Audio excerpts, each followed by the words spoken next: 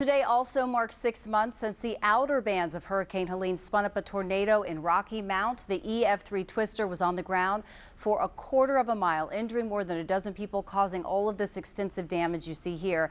And this is what that same area looks like now. 6 months later, some of the damaged businesses are gone. Others are still closed. Jamise Price joins us live with more here from Rocky Mount. Jamise, signs of progress there?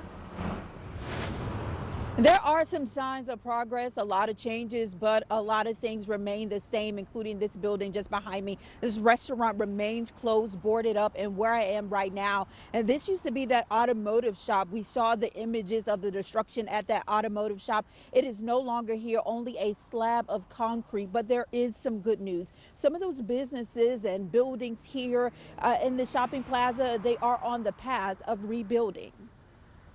So it looks really good.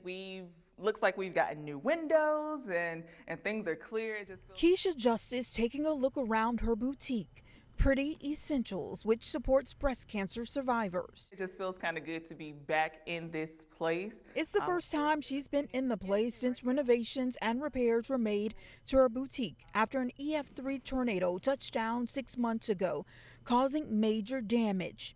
We met her soon after.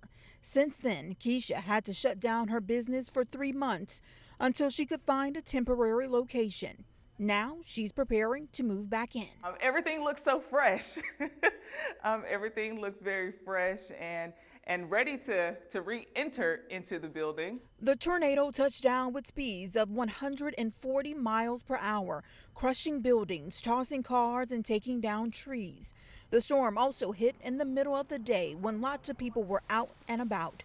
In all, about 15 buildings were damaged and more than a dozen people were hurt.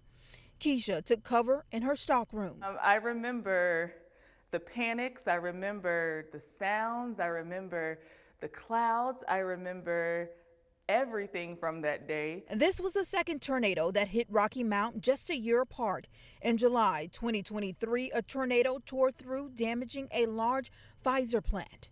Each time, this community has worked to rebuild. This community, I don't know what it's like anywhere else, but my experience in this place is a very generous people with big hearts and willing to open up their pocketbooks and their churches and their spaces to try to help other people in need.